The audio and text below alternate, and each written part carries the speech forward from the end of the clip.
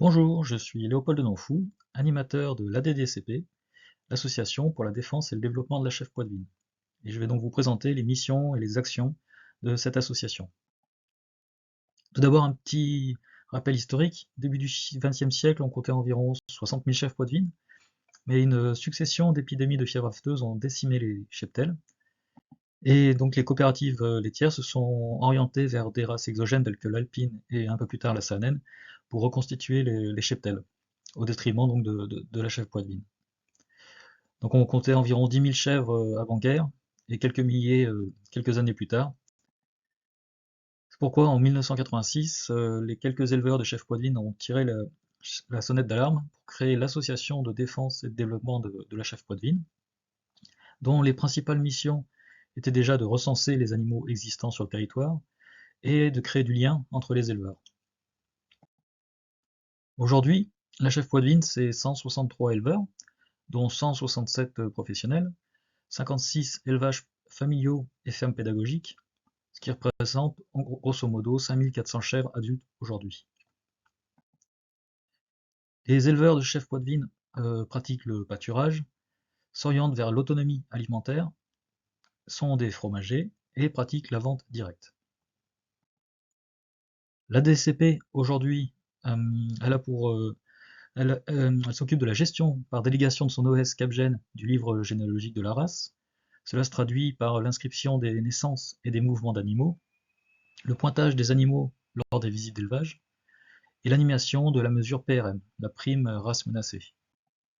C'est également la diversification et l'amélioration génétique, avec la valorisation du contrôle laitier et la détection des mères à bouc, des mères à chevrettes, des simulations possibles des boucs reproducteurs pour voir si cela est compatible avec le cheptel, et enfin, point important, l'aide au choix des reproducteurs pour les porteurs de projets qui souhaitent s'installer avec cette race. La DCP aussi caractérise tout d'abord les élevages, avec des typologies d'éleveurs, la création de références technico-économiques et un projet à court terme de création d'un fascicule s'installer en chèvre poitevine. La DCP caractérise aussi l'animal, la chèvre, avec le pointage, comme on l'a vu tout à l'heure pendant les visites d'élevage, et plus récemment grâce au génotypage comme un outil de gestion de la population, qui permet de gérer la variabilité génétique, la consanguinité génétique, et un projet à moyen terme d'utiliser le génotypage pour identifier les liens entre génotype et phénotype. Enfin, une dernière caractérisation qui tient à cœur aux éleveurs, c'est de caractériser le lait et le fromage de chèvre poitevine.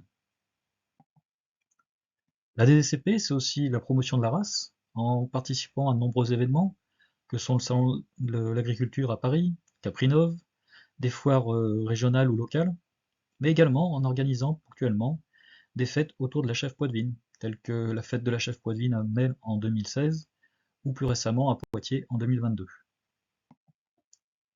La DCP, c'est aussi la valorisation de la race et de ses produits.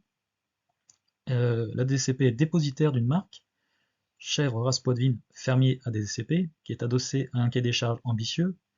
Les produits doivent être issus de lait de chèvre poitevine, bien sûr, pardon. Les animaux doivent pâturer.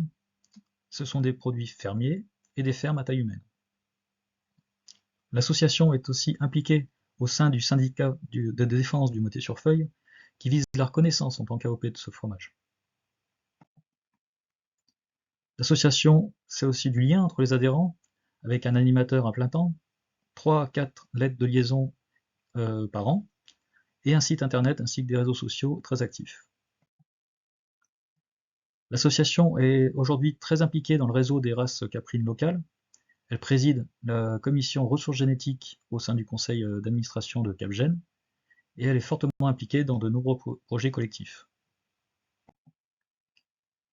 La DCP, c'est avant tout un réseau aussi, avec des interpros professionnels régionales, des instituts nationaux tels que l'Institut Capgène, ainsi que les conservatoires de ressources génétiques que sont le CREGEN ou le CRAPAL. Tout cela, bien sûr, grâce au soutien financier de la région Nouvelle-Aquitaine, de la région Pays de la Loire, des départements des Deux-Sèvres, des Charentes-Maritimes, de la Vienne et également de la Loire-Atlantique, et également aussi de l'Interpro régional Le Brilac et de DOS Capgène. Si vous souhaitez plus d'informations, n'hésitez pas à nous contacter aux coordonnées que vous avez à l'écran. Merci.